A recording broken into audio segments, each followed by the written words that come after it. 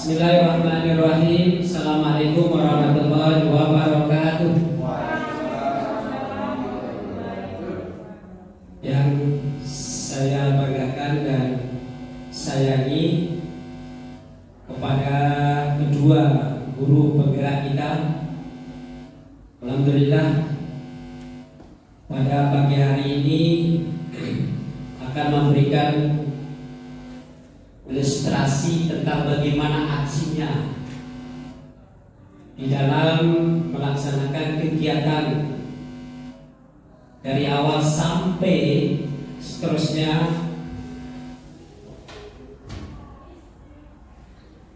di mana guru penggerak ini adalah sangat penting nantinya ke depan, sehingga apa-apa yang akan ia peroleh dalam pelatihan ini nantinya akan ditularkan kepada bapak ibu guru yang ada di tempat ia mengajar. Sehingga pada pagi hari ini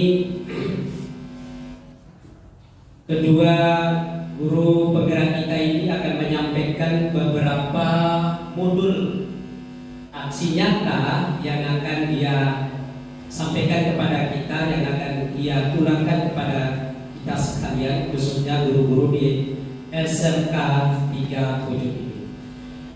Barangkali tidak akan saya pergunakan waktu yang panjang, sehingga waktu yang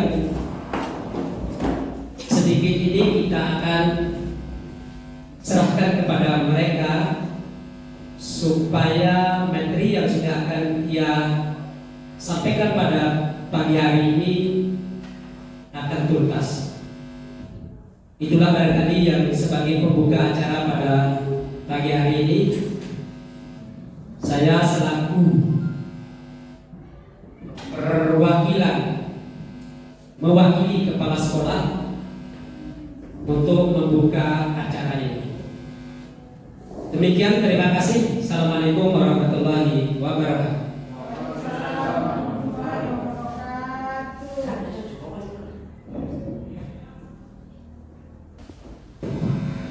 Baiklah, Assalamualaikum warahmatullahi wabarakatuh. Terima kasih atas kata-kata sambutan dari Bapak Anhar selaku perwakilan dari Bapak Kepala Sekolah. Pertama-tama yang ingin saya sampaikan, bersyukur kehadirat Allah Subhanahu wa Ta'ala yang telah memberikan kita nikmat sehat, nikmat iman, sehingga kita bisa berkumpul pada kesempatan pagi hari ini. Kemudian salawat serta salam selalu kita haturkan kepada junjungan Allah Nabi besar Muhammad Sallallahu Alaihi Wasallam yang telah memberikan kita jalan menuju jalan yang terang benderang seperti pagi hari ini. Baik, singkat saja karena waktu yang kita punya memang agak mepet.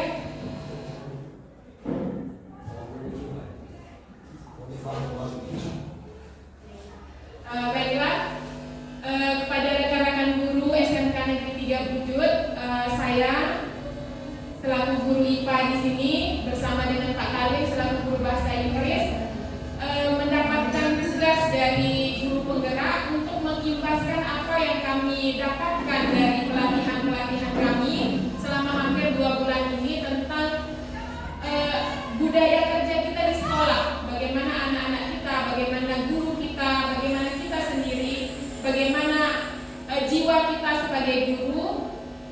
Kemudian di sini di guru penggerak ini selain kita belajar, selain kita diajarkan tentang hal-hal tadi, juga kita diminta untuk melaksanakan yang namanya aksi nyata. Nah di sini seperti yang tertulis di modul saya di PPT saya di depan ini, aksi nyata modul 1.4 budaya positif. Artinya, nah di sini menyebarkan pemahaman dan pengalaman penerapan dari budaya positif ini. Sebelum kita masuk ke dalam materi, saya ingin singgung dulu budaya positif itu apa sih? Kenapa budaya positif ini penting?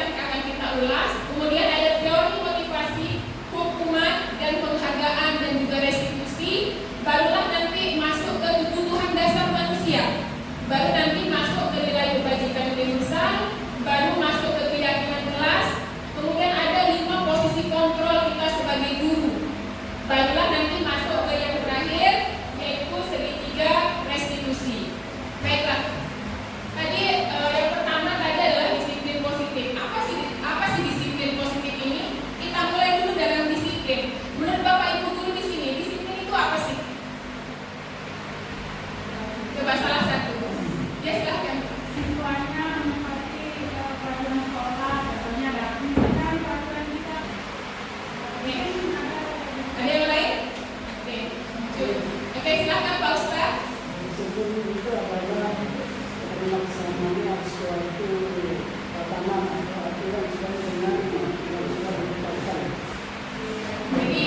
menurut kita sebagai guru itu berkaitan semua dengan peraturan. Ya, baik. Nah, dalam budaya kita, makna kata disiplin itu dimaknai menjadi sesuatu yang apa ya? Seseorang pada harus mendapatkan kepatuhan terhadap apa? Baik itu terhadap peraturan, baik itu terhadap keinginan kita sebagai guru. Biasanya disiplin itu dikaitkan dengan hal-hal seperti itu pada budaya kita. Dan ini tuh lebih ke arah ketidaknyamanan untuk anak-anak didik kita. Sementara seseorang yang memiliki disiplin ini berarti mereka bertanggung jawab terhadap apa yang dilakukan mereka berdasarkan tindakan mereka pada nilai-nilai dan kebijakan universal. Jadi seharusnya disiplin itu harusnya muncul dalam diri, bukan atas dasar ketakutan atau ketidaknyamanan terhadap sebuah peraturan. Nah, sebagai pendidik, tujuan kita adalah menciptakan anak-anak yang memiliki disiplin diri sehingga mereka bisa berperilaku dengan mengacu pada nilai-nilai kebajikan universal dan memiliki motivasi intrinsik bukan ekstrinsik. Nah, jadi di sini disinggung ada nilai kebijakan universal, kemudian motivasi intrinsik dan ekstrinsik. Ya, bisa sambil menikmati snacknya ya Bapak Ibu. Ya, jadi di sini ada motivasi intrinsik. Ini berkaitan juga dengan beberapa waktu lalu pada saat saya menjadi pembina, ini sudah saya singgung di kegiatan upacara kita pada hari Senin. Mungkin itu nanti kita mulai kembali di slide selanjutnya. Ya baik, kita lanjut ke teori motivasi. Jadi teori motivasi ini adalah hal-hal yang mendasari tindakan dari seseorang, baik itu siswa maupun kita sebagai guru. Nah, berdasarkan penelitian, teori motivasi ini atau motivasi seseorang berperilaku itu ada 3. Pertama ada untuk menghindari ketidaknyamanan atau hukuman. Ini yang paling umum terjadi pada anak-anak didik kita karena mereka takut dihukum, mereka harus mentaati peraturan. Ini adalah salah satu motivasi eksternal. Jadi motivasinya itu atau alasan mereka melakukan itu dari luar. Kemudian yang kedua, untuk mendapatkan imbalan atau penghargaan dari orang lain. Misalnya ingin mendapatkan juara 1 atau ingin diberikan ujian oleh guru-gurunya atau oleh temannya seperti itu. Dimana yang kedua ini juga termasuk ke dalam motivasi eksternal, artinya berada dari luar, bukan dari dalam diri. Nah, yang seharusnya dimiliki oleh anak-anak didik kita ini adalah yang terakhir, untuk menghargai diri dan nilai-nilai yang mereka percaya. Nah, nilai-nilai yang mereka percaya ini apa? Nilai-nilai yang mereka percaya ini termasuk ke dalam ke dalam profil pelajar Pancasila yang sekarang sudah didengung-dengungkan di mana-mana. Yang pertama misalnya gotong royong, kemudian beriman kepada Tuhan, kritis, kreatif, berjiwa global, dan yang 6 itu. Itulah yang dinamakan sebagai nilai-nilai kebijakan universal yang mereka percaya. Di mana yang seharusnya dimiliki oleh anak-anak didik kita adalah yang ketiga ini. Kita akan berusaha untuk mendorong anak-anak didik kita untuk memiliki motivasi dalam diri. Begitupun juga kita, karena saya yakin kita juga tidak semua mendapat berangkat dari motivasi yang terakhir ini. Kadang-kadang kita juga ya untuk menghindari hukuman lah atau ingin mendapatkan apresiasi lah dari siapa seperti itu. Jadi kita juga harus menilai diri sendiri lah, introspeksi diri. Lanjut ke konsep disiplin. Di sini konsep disiplin ini dibagi menjadi 2. Ada identitas gagal dan ada identitas sukses.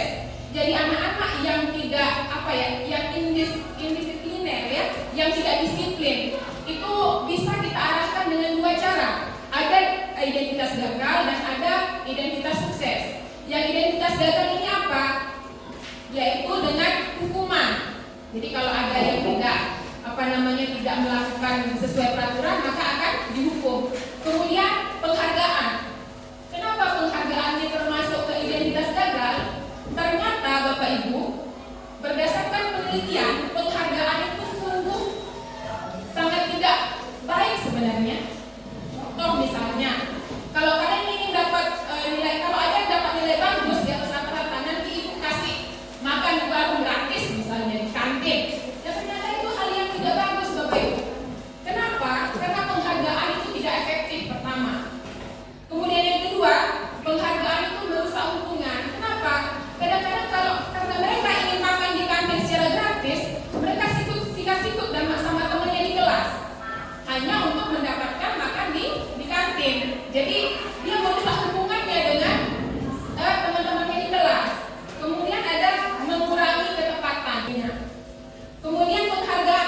mematikan kreativitas. Kemudian yang paling membuat saya tertarik dengan ini adalah penghargaan itu juga termasuk hukuman. Jadi secara tidak langsung kalau kita memberikan penghargaan kepada anak didik kita itu secara tidak langsung kita melakukan penghukuman kepada mereka ternyata.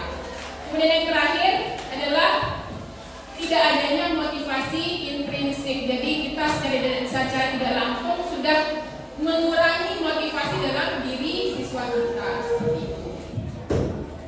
Kemudian yang kedua adalah konsep disiplin dengan identitas sukses. Kalau tadi kan dengan identitas gagal. Jadi anak-anak itu tidak mendapatkan apa yang seharusnya dia dapatkan.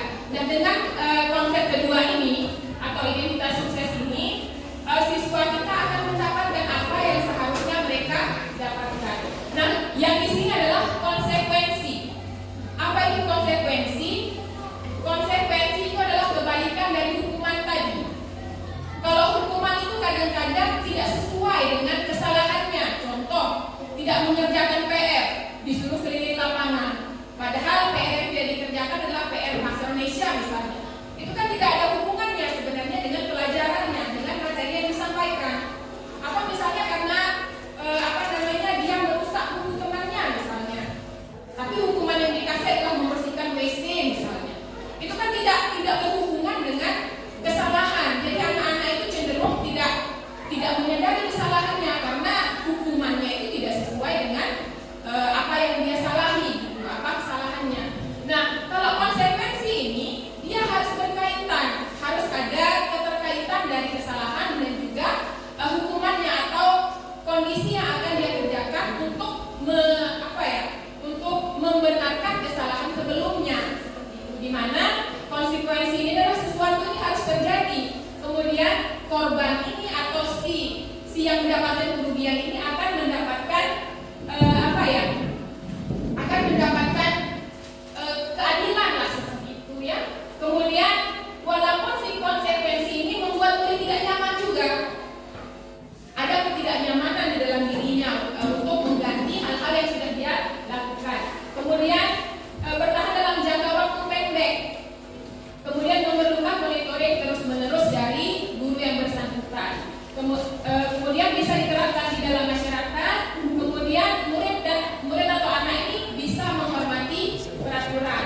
Kemudian ada restitusi. Yang pertama tadi ini adalah konsekuensi, yang kedua adalah restitusi. Nah, restitusi ini adalah hal yang sangat luar biasa untuk menyelesaikan masalah-masalah yang ada pada siswa. Artinya lebih baik dibandingkan hukuman dengan konsekuensi, apalagi dengan penghargaan. Nah, restitusi ini menguatkan murid dalam jangka waktu panjang. Jadi efeknya itu jangka panjang, bukan lagi jangka pendek seperti konsekuensi tadi. Kemudian korban mendapatkan ganti, artinya dia mendapatkan keadilan. Kemudian belajar bertanggung jawab untuk perilakunya. Jadi kalau dia salah, dia belajar untuk mempertanggungjawabkan apa yang sudah dia lakukan. Kemudian murid menghormati dirinya dan orang lain. Jadi bukan hanya peraturan yang dia hormati, tapi dirinya dan juga orang lain.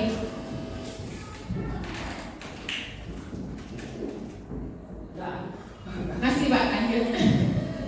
Oke, baik.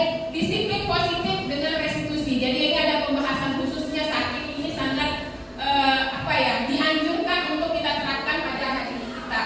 Di sini restitusi adalah proses menciptakan kondisi bagi murid untuk memperbaiki kesalahan mereka sehingga mereka bisa kembali pada kelompok mereka, artinya kelompok orang-orang yang tidak melakukan kesalahan dengan karakter yang lebih kuat.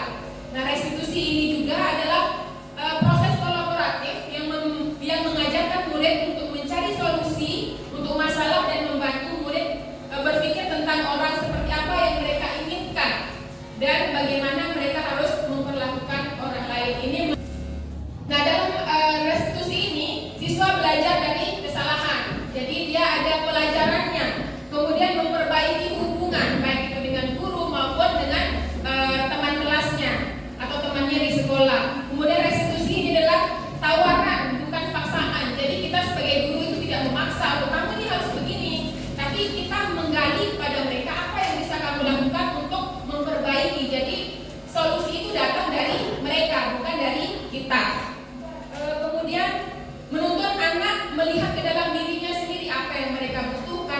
belum terpenuhi. Begitu. Kemudian mencari kebutuhan dasar yang mendasari tindakan. Kemudian fokus pada karakter bukan tindakan. Kemudian ini menguatkan fokus pada solusi dan mengembalikan murid yang berbuat salah pada kelompoknya, artinya kepada teman-temannya yang tidak berbuat salah. Begitu.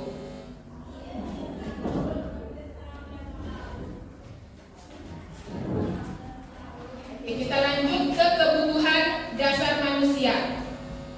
Nah, ketika seorang murid melakukan sesuatu perbuatan yang bertentangan dengan nilai-nilai atau dengan peraturan, itu hal yang terjadi sebenarnya dikarenakan mereka gagal memenuhi kebutuhan mereka.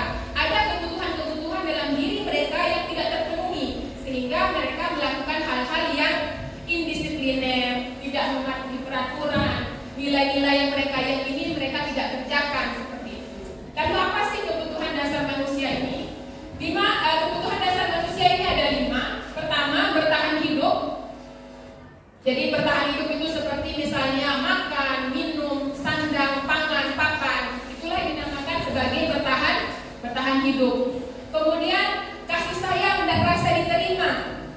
Bisa kasih sayang dari orang tua, teman, atau di kelas yang mereka merasa dikucilkan. Itu juga adalah salah satu kebutuhan dasar manusia. Ini bukan hanya berlaku untuk murid ya Bapak Ibu, ini juga berlaku untuk kita sebagai guru. Kemudian yang ketiga adalah penguasaan atas orang lain dan atas dirinya sendiri. Kemudian yang keempat ini ada kebebasan. Jadi freedomnya mereka ingin merasa bebas seperti itu. Kadang-kadang ada anak-anak yang tidak terpenuhi kebebasannya ini. Kemudian yang terakhir adalah kesenangan. Jadi ada anak-anak yang melakukan misalnya nendang-nendang apa di halaman sekolah. Kenapa kamu melakukan ini? Isi teman-teman ibu. Nah itu juga salah satu dari 5 kebutuhan dasarnya. Berarti di rumahnya atau di tempat tinggalnya itu dia tidak mendapatkan itu atau kekurangan itu, misalnya seperti itu. Kemudian sebagai manusia kita ini memiliki 5 posisi kontrol. Jadi pada dasarnya kita tidak bisa mengontrol orang lain. Kita tidak bisa mengendalikan orang lain. Jadi yang bisa kita kendalikan atau yang kita kontrol adalah diri kita. Jadi jangan sampai si dia jangan beli perkara empati kak. Sebenarnya yang bisa kita kontrol itu adalah diri kita. Nah, dari 5 posisi kontrol ini ada yang pertama adalah sebagai penghukum. Nah, kita bisa merefleksi diri kita sendiri. Kita ada di posisi mana sih dari kelima ini nanti ya? Ada di penghukum. Penghukum ini kalau berinteraksi dengan anak-anak itu bisa nada suara tinggi dengan bahasa tubuh, mata melotot, jari menunjuk-nunjuk, kemudian menghardik. Kira-kira bagaimana Bapak Ibu, kita pernah nggak berada di posisi kontrol ini? Rata-rata pernah ya? Oke, kita lanjut ke yang kedua, membuat merasa bersalah. Nah, membuat merasa bersalah ini nadanya memelas. Biasanya ini kalau kita sudah tidak tahu mau ngapain lagi, kembe mana kita yang pria atau jadi guru. Nah, kayak seperti itulah bahasa-bahasa seperti itu merapat pada anak dan lesu. Biasanya kalau kita sudah tidak tahu mau berbuat apa ke anak ini karena kita sudah buntu seperti itu. Jadi kita merasa aneh anak, apa keatan. Nah, seperti itulah contohnya untuk posisi kontrol membuat merasa bersalah. Kemudian posisi ketiga adalah posisi teman. Nah ini rata-rata kita pada posisi ini sepertinya ya. Nada suaranya ramah, akrab, dan bercanda. Bahasa tubuhnya ini merapat kepada murid, mata senyum dan jenaka. Biasanya kita ini bestie lah seperti itu ya dengan anak-anak. Biasanya kita memang ada di posisi teman ini. Kemudian ada pemantau. Nah biasanya pemantau ini kayaknya yang udah umur-umur agak umur seperti itu ya. Nah pemantau ini memiliki nada suara yang datar, bahasa tubuhnya formal seperti itu. Kemudian ada posisi terakhir yaitu posisi manajer. Nah posisi manajer ini nada suara tulus, kemudian bahasa tubuh tidak kaku, kemudian mendekat kepada murid. Nah sebenarnya dari 5 posisi kontrol ini kita diharapkan secara perlahan-lahan untuk menuju ke posisi kontrol manajer.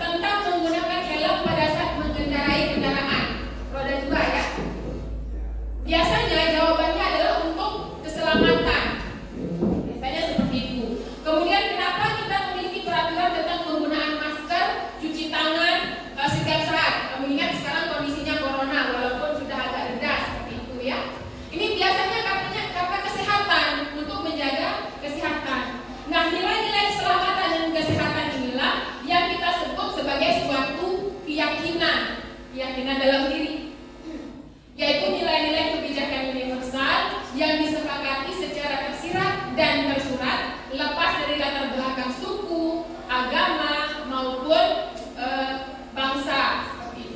Kemudian murid akan lebih bergerak dan bersemangat untuk menjalankan keyakinannya daripada hanya sekedar mengikuti serangkaian peraturan tertulis yang mereka tidak pernah dilibatkan untuk proses pembuatan peraturan-peraturan itu.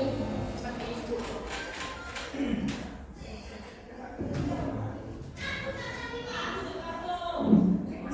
Nah, di sini ada prosedur pembuatan atau pembentukan keyakinan kelas. Keyakinan kelas ini bersifat abstrak, Bapak Ibu, daripada peraturan. Jadi lebih tidak nyata begitu, yang lebih rinci dan konkret. Kemudian keyakinan kelas ini berupa pernyataan-pernyataan universal, artinya umum sekali. Kemudian pernyataan keyakinan kelas senantiasa dibuat dalam bentuk hal yang positif. Kemudian keyakinan kelas hendaknya tidak terlalu banyak sehingga mudah diingat dan dipahami oleh semua warga kelas maupun warga sekolah. Kemudian keyakinan kelas sebaiknya sesuatu yang dapat diterapkan di lingkungan tersebut. Kemudian semua warga kelas hendaknya ikut berkontribusi dalam pembuatan keyakinan kelas lewat kegiatan curah pendapat. Kemudian bersedia meninjau kembali keyakinan kelas dari waktu ke waktu. Jadi keyakinan kelas ini berbeda dengan peraturan. Kalau peraturan kan sudah kita buat, kemudian kita sampaikan ke anak-anak, kita tempel, ini loh peraturannya, kalian harus mengikuti. Akan tetapi kalau keyakinan kelas ini kita bersama-sama dengan siswa, dengan anak-anak didik kita, dengan murid, membentuk ini dengan cara adanya curah pendapat. Nanti seperti di samping, ini adalah salah satu jenis cara begitu untuk membentuk keyakinan kelas ini. Bisa dengan membuat sebuah tabel P istilahnya. Jadi di samping kiri ini adalah rasa tampak seperti. Jadi orang yang misalnya rasa diterima dan dimiliki seperti yang di atas ini, yang tampak pada orang yang memiliki rasa diterima dan dimiliki adalah misalnya melibatkan semua anggota kelompok. Jadi kalau misalnya ada kegiatan kelompok, tidak ada satu atau dua temannya itu yang tidak dilibatkan, jadi semuanya ikut. Kemudian memberikan kata-kata atau komen-komen yang membesarkan hal baik terhadap teman. Memberikan kata-kata atau komen-komen membesarkan hati bila teman kita berhasil. Jadi kalau ada teman yang sudah berhasil melakukan sesuatu, mereka bukannya iri begitu, tapi malah harusnya mendukung. Seperti itu Bapak Ibu. Kemudian yang di samping itu adalah tidak tampak seperti, kebalikannya dari tabel sebelah kiri. Seperti itu. Jadi ini adalah salah satu contoh cara pembentukan keyakinan kelas. Nah, gambar di atas ini adalah proses pada saat pembentukan keyakinan kelas di kelas 10 TB, di kelas 10 tata boga atau kuliner, di mana proses pertama kita berikan pemahaman dulu kepada murid tentang apa sih keyakinan kelas itu. Kemudian kita ajak mereka untuk menuliskan. Kalau misalnya disiplin itu apa sih, tampak seperti apa sih? Disiplin itu tidak tampak seperti apa sih? Barulah nanti setelah mereka menulis di lembar-lembar teks di sini, barulah mereka menempelkan itu di dinding yang sudah kita siapkan. Barulah nanti mereka bacakan semua curah pendapat yang ada pada teman-temannya di dinding tadi. Barulah nanti kita buatkan keyakinan kelas secara utuh, setelah kita rangkum, itulah nanti yang dinamakan sebagai keyakinan kelas. Kemudian yang terakhir di sini ada segitiga restitusi. Segitiga restitusi ini akan hadir atau akan kita lakukan saat ada anak yang melakukan indisipliner. Kalau ada anak yang tidak yang melakukan tindakan pelanggaran seperti itu. Nah, ini adalah salah satu cara untuk menindaklanjuti mereka. Jadi bukannya dihardik, dimarahi,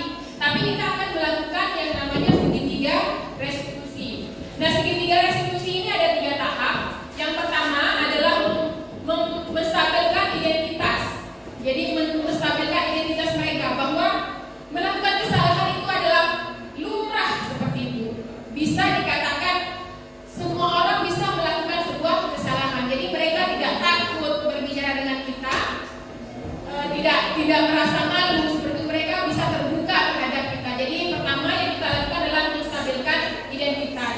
Kemudian yang kedua adalah validasi tindakan yang salah. Validasi tindakan yang salah ini setelah kita menstabilkan emosi mereka, baru kita tanya, kamu kesalahannya apa? Yang kamu lakukan ini salah enggak? Benar enggak? Barulah yang terakhir adalah menanyakan keyakinan. Ini berkaitan dengan keyakinan kelas yang sudah kita buat tadi. Menanyakan keyakinan, apa yang kita percayai sebagai kelas atau keluarga. Kemudian apa nilai-nilai umum yang telah kita sepakati. Kita akan kembali lagi ke keyakinan kelas yang sudah kita buat tadi.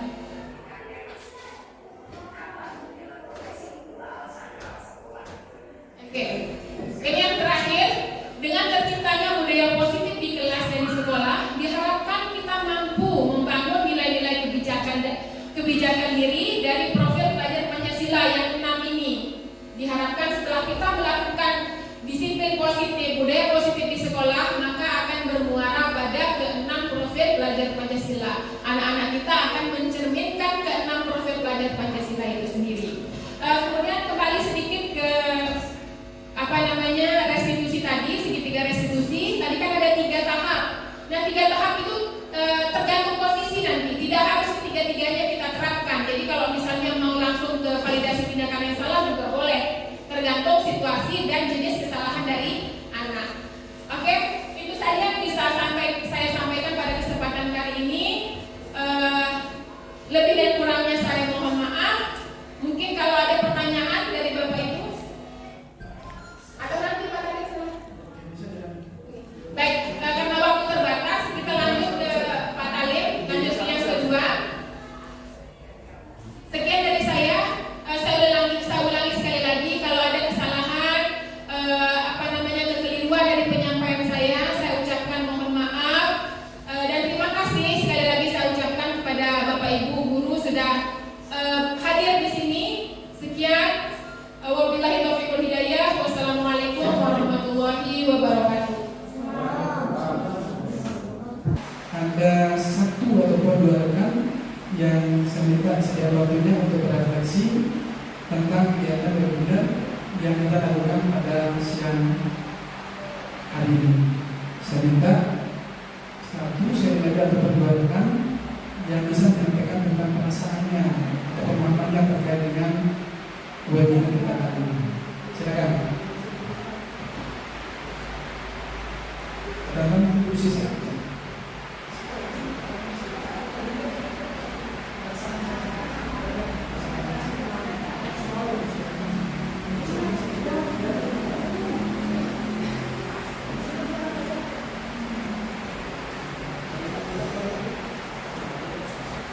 Bismillahirrahmanirrahim. Assalamualaikum warahmatullahi wabarakatuh. Selama paparan dari teman-teman yang ikut jadi guru penggerak calon guru penggerak, yaitu Ibu Eka dengan Bapak Talim.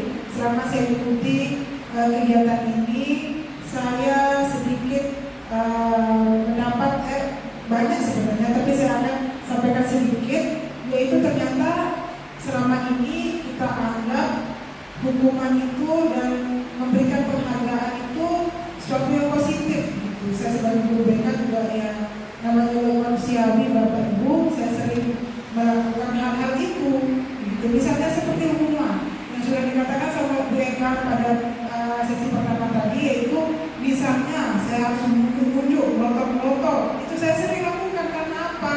Ya karena siswa yang kadang-kadang siswa berbeda-beda karakternya. Ada yang suaranya dia lebih keras, akhirnya kita mengeraskan diri, suara kita yang lebih keras.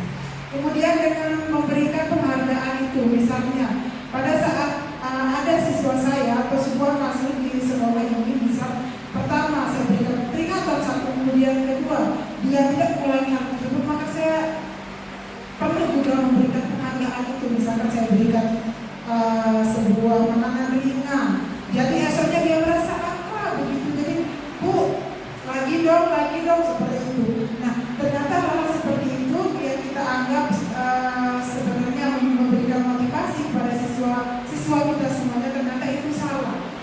Jadinya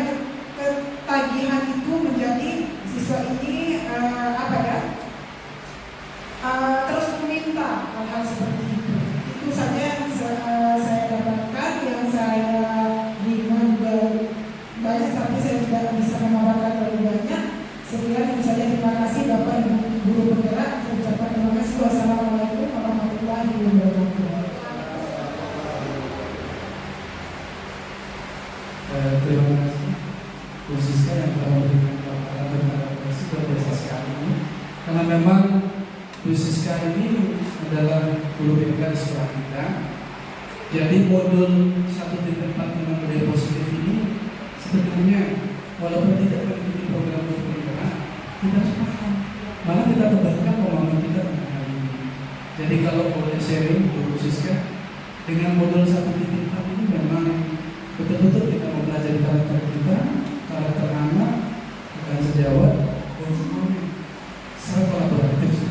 Dan saya tangkap dari Bu Siska tadi luar biasa pemahamannya dari penjelasan mereka dan saya terkait dengan modul 1.4. Yang selanjutnya mungkin kami harapkan satu lagi dari Bapak Guru bisa jawab untuk menyampaikan sedikit saja refleksi, baik dari pemahaman ataupun perasaannya itu selama mengikuti program modul sekarang. Pak Satria mungkin Pak Satria bisa sedikit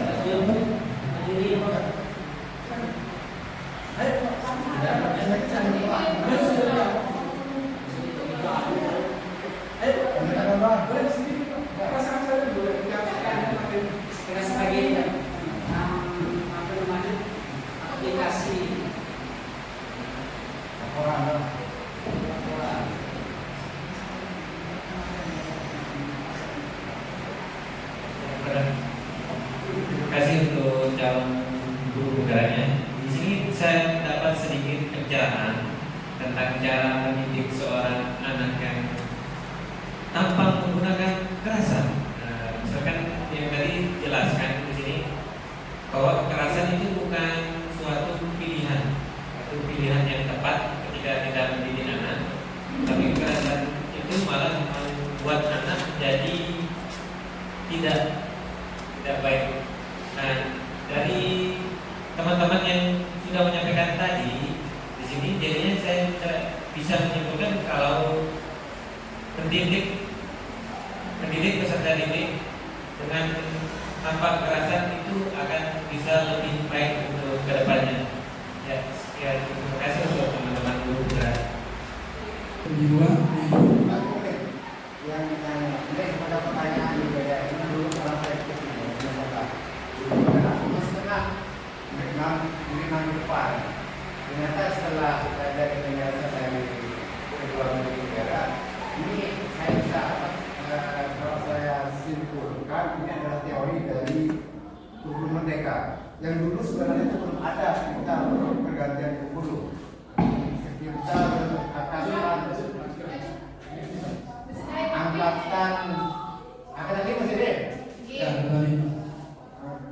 Kita angkatan 23, belum setengah. Makanya saya tidak tahu isi dari program dari Guru Merah. Setelah tadi dijelaskan oleh saudara-saudara berdua, ternyata saya bacakan itu adalah teori dari kurikulum mereka. Saya kebanyakan penjelasan tadi dari itu adalah banyak sebenarnya materi yang untuk guru BK. Guru BK sebenarnya yang lebih ini, ya.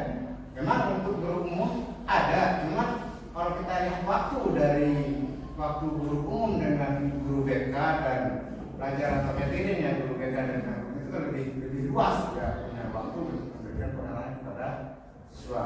Kalau guru yang biasa, ini kan bertentangan dengan teori pelajaran sendiri dan waktu yang diberikan kepada siswa dalam memberikan penjelasan mungkin ada ini. Jadi lebih ke teori merdeka, ya. Terima kasih Pak Junadi. Izin mereka sedikit sebelum ditutup. Sebenarnya tadi bagian dari refleksi juga ya. Namun Pak Jul sedikit ini supaya tidak maju ke depan. Sudah mengatakan seperti itu. Jadi sedikit merespon, betul sekali Bapak. Di kurikulum merdeka itu materinya ataupun inilah ruh daripada kurikulum merdeka. Modul 1, 3, 4. Nanti di modul 1.2, di modul 2.1 atau di modul 2 ini malah kita betul-betul digiring. Ada di modul 2.1 ini materinya ada tentang pembelajaran berdiferensiasi. Nah sementara di kurikulum merdeka ini adalah roh daripada kurikulum merdeka, pembelajaran berdiferensiasi. Bagaimana kita di kelas, bagaimana menyusun RPP, bagaimana prosesnya, dan segala macam itu nanti ditampilkan. Nah, jadi betul sekali ya, materi yang kita dapatkan di webinar ini, baik modul 1.1, 1.2, 1.3, dan 1.4 ini merupakan pengejauhan paham daripada kurikulum Merdeka. Lebih nanti masuk ke modul 2 dan modul 3. Nah, kemudian terkait dengan yang disampaikan tadi, ini kayaknya lebih kecenderungan ke guru BK dan seterusnya. Betul sekali Pak. Jadi tadi sedikit bahwa kita sebagai seorang guru, tadi di awal saya sudah sampaikan bahwa tidak hanya materi ini sebenarnya untuk mengidentifikasi kita seperti apa menjadi seorang guru di siswa-siswa kita, tapi kita mengidentifikasi bagaimana menjadi seorang individu dalam diri kita dan untuk orang lain sebagai makhluk sosial seperti itu. Tetapi lagi-lagi karena kita profesi kita menjadi seorang pendidik, seorang guru, maka materi ini dimunculkan sebagai tahapan-tahapan bagaimana kita mengelola baik diri kita ke murid-murid kita dan bagaimana istilahnya memberikan sebuah solusi. Nah, salah satu yang kita tangkap di sini memang seperti ada hukuman, penghargaan dan segala macam itu sebenarnya tidak hanya bisa dilakukan oleh guru BK saja. Contohnya, misalkan ada anak-anak kita yang oke lah tingkat kenakalannya lebih. Contohnya saya menunjukkan tadi mereka ataupun ada satu siswa yang sering bolos dan segala macam. Sebenarnya ini tidak hanya ranahnya guru BK, tapi yang pertama guru bersangkutan, yang kedua guru kelas, yang ketiga guru BK. Jadi penerapan ini misalnya kita bisa terapkan menjadi seorang personal teacher di sini. Jadi apapun yang menjadi notabene kita, tapi seorang guru ini harus punya pilihan sekaligus karakter membangun yang ada di modul 1.4. Tapi saya sudah sampaikan ke guru BK, ini sangat penting sekali untuk dipahamkan oleh guru BK untuk mendapatkan pemahaman bagaimana seperti apa kepada murid-murid kita. Demikian Pak Tuh. Satu lagi Pak, Mas buat sebenarnya pas kita di hotel kita melakukan kurikulum Merdeka di Pak Andi. Karena kalau kita lihat budaya masyarakat, siswa kita lah, untuk penerapan kurikulum Merdeka, kira-kira siapa tahu saudara-saudara ini pernah mereka mungkin tentang kelemahan dari kurikulum Merdeka itu kalau kita terapkan di daerah-daerah yang katakanlah seperti daerah kita. Karena kalau kita lihat daerah kita masyarakat di sini itu sesuatu juga belum ada istilahnya. Ya, kira-kira dampak secara umum universal dari kurikulum Merdeka itu seperti apa? Seperti apa Kak? Itu Pak, konsentrasi waktunya seperti apa Kak Ketua Rabu? Coba saya coba menanggapi begitu ya. Terkait sebelum masuk ke yang tadi, saya kembali lagi ke guru BK dan guru mata pelajaran seperti itu ya. Di sini proses anak yang bermasalah untuk masuk BK itu kan tidak serta-merta setelah anak mendapat kesalahan lalu ke guru BK. Jelas akan ada interaksi dulu dengan guru mata pelajarannya, baru nanti setelah itu kita konsultasikan ke wali kelas, barulah nyampe lah masalah itu ke guru BK. Jadi kita di modul 4 budaya positif ini diharapkan bisa menyelesaikan masalah sebelum nyampe ke guru BK. Jadi kita di guru penggerak ini diharapkan mampu menyelesaikan masalah itu secara manajerial sebagai guru, barulah nanti kalau misalnya tidak selesai di kita, barulah kita jalankan itu ke wali kelas. Nanti wali kelas juga bisa melaksanakan restitusi, kemudian segitiga restitusi, konsekuensi dan segala macamnya. Kalau itu tidak berhasil lagi, barulah nanti kita masuk ke tahapan guru BK. Jadi tidak hanya guru BK seperti itu, kita sebagai guru mata pelajaran juga sangat penting. Kemudian terkait kurikulum Merdeka ini efektifkah kita terapkan di kondisi geografis kemudian budaya kita yang sangat beragam ini di tempat ini? Saya rasa kata efektif tidak efektif itu terlalu apa ya, kurang tepat lah kalau menurut saya. Karena begini, kurikulum Merdeka itu kan bertahap. Jadi seperti restitusi tadi, tidak serta-merta setelah kita lakukan sekali maka akan berhasil seperti itu. Pasti akan ada kegagalan, kemudian ketidakberjalanan nanti. Tapi diharapkan diharapkan secara pelan-pelan bertahap itu akan menuju ke keberhasilan begitu. Karena begitu juga kami yang ditanyakan, kami tanyakan kepada instruktur, kemudian fasilitator kita di guru penggerak, bisa nggak sih ini berhasil? Kalau kita di SMA kan, SMK mungkin anak-anak sudah lebih bisa mengerti kata-kata nilai-nilai kebijakan universal. Bagaimana dengan anak-anak SD? Apakah mereka mengerti seperti itu kan? Itu juga kita tanyakan, bisa nggak mereka mengerti masalah yang 6 dimensi itu tadi, yang kreatif dan segala macam. Bagaimana mereka mengerti? Tapi itu tadi, kita akan kembali ke perlahan-perlahan. Secara perlahan kita akan mencoba menerapkan itu sehingga diharapkan mampu merubah budaya, kebiasaan yang kurang baik menuju hal-hal yang nilai-nilai kebijakan universal yang ada tadi, yang 6 tadi, yang dimana profil belajar Pancasila seperti itu. Tapi tidak menutup kemungkinan adanya kegagalan sebenarnya. Tapi dari kegagalan itu kita bangkit lagi untuk menuju sebuah keberhasilan. Itu Bapak. Makanya saya tahu pada kegiatan mereka. Cuman para pengangan bingung sih kurikulum mereka ini. Iya betul. Ini padahal di kurikulum 13 yang hanya berapa tahun. Mesti kan semua kan ada semua sekolah beda diterapkan kurikulum 15 itu kan pergantian dari kurikulum 13 ke kurikulum sekarang itu kan gagal lah 13. Padahal kalau kita pelajari yang kurikulum 13 yang sekolah sebenarnya. Nah, apalagi secara penerapan dari kurikulum merdeka yang kadang-kadang pemahaman dari masyarakat dari siswa merdeka akan keluar. Mungkin ada tambahan dari Pak Talib, silakan. Terima kasih Pak. Biasa kan? Di sekolah kita di SMK Negeri 3 Pucuk kita menganut kurikulum PK kemarin, yang dimana PK ini adalah pusat kumpulan, the center of action namanya. Nah, ternyata PK itu relevan dan sama dengan kurikulum merdeka ini. Nah, kemudian di kurikulum merdeka ini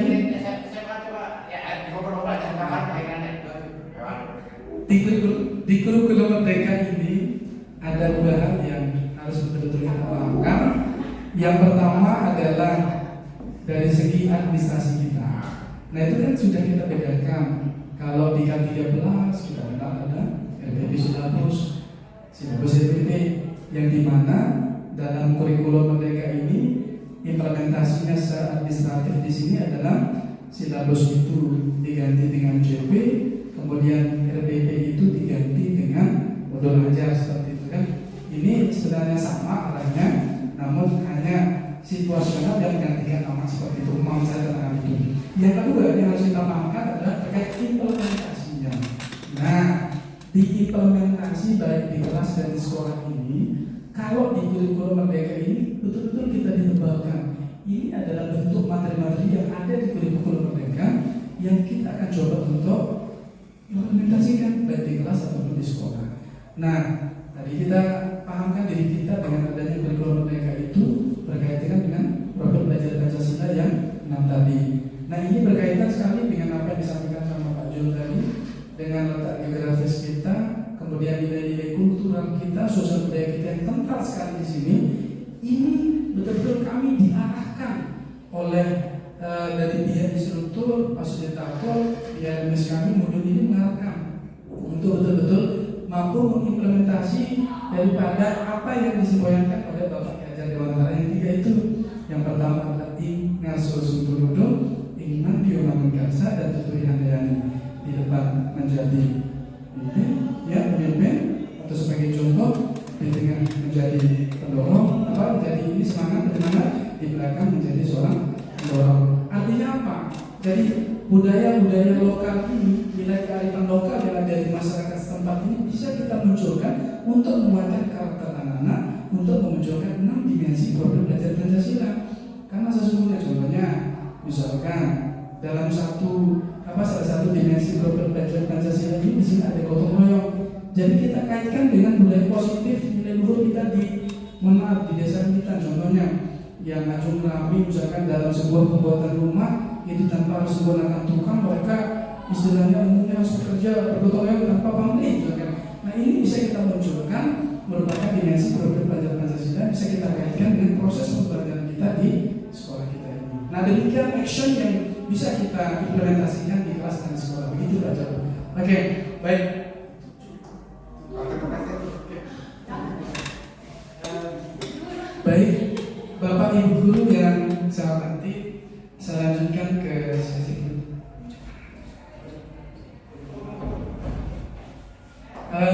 Baik Bapak Ibu guru, kita sudah berada di ujung kegiatan webinar ini.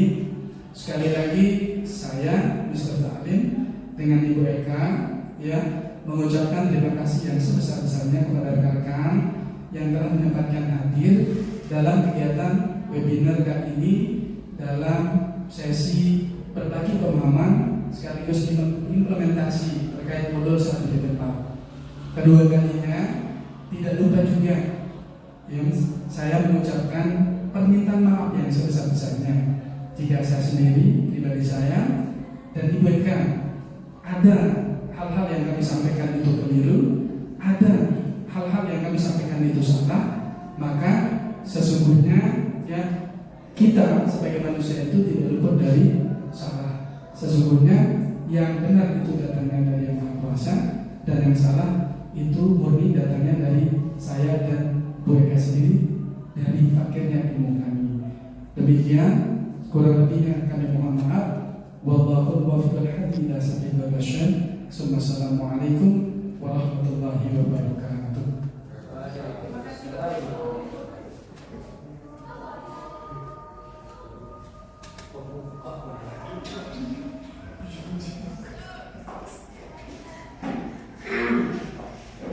Baik, Bapak, Ibu dan saudara khususnya guru penggerak kita ini, alhamdulillah.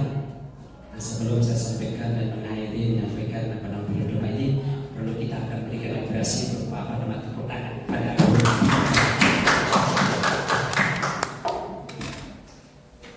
Alhamdulillah, ya kita sudah mendengar apa yang disampaikan dalam memberikan tularan pembelajaran yang akan kita berikan adopsi terhadap masing-masing kita. Nah, dari mana masukan atau berupa pertanyaan dari pemantik tadi, ya, secara umum sebenarnya itu adalah ranah daripada guru TK secara umum.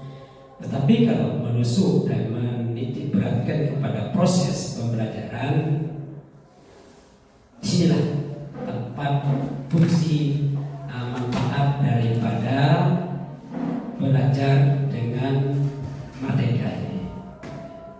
Artinya biasanya kita dulunya sebelum kita mengenal namanya belajar merdeka ini, mohon maaf, ya, kita sering memberikan sebuah punishment atau klasifikasi kepada anak buah kita, siswa kita. Nah, dengan adanya muncul dan timbulnya model pembelajaran merdeka ini secara berkelanjutan, di sana kita terasa gitu, oh begini jadinya anak kita akan memberikan sebuah problem solving terhadap masing-masing, karena masing-masing kelas itu tidak mesti sama masalah dengan di kelas yang lain. Nah, disinilah kelayakan kita untuk model penyelesaian dengan secara humanis, bukan model secara emosional. Ini mungkin titik temunya, ini namanya belajar merdeka. Nah, ini barangkali sebagai refleksi terhadap apa yang disampaikan atau yang disampaikan oleh Bapak Ibu guru terhadap kedua pemateri ini. Barangkali saya pribadi ya, memberikan apresiasi yang sebesar-besarnya terhadap kedua guru kita ini. Ya, cuman tadi di sini adalah sangat monoton, mungkin monoton sekali dalam memberikan sebuah materi. Nah, tentu ini ini adalah ruangan ini adalah milik siapa yang berbicara, sehingga tentu di sini adalah perhatikan ya segala apa yang ada di ruangan ini. Nah, ini barangkali sebagai masukan dari saya. Demikian ya. Terima kasih kepada Bapak Ibu guru yang bersabar mendengar dan mengikuti daripada pelatihan kedua guru penggerak kita ini. Ya, mari kita tutup dengan Allahumma biqu wal hadi ila sabil rasyad. Assalamualaikum warahmatullahi wabarakatuh.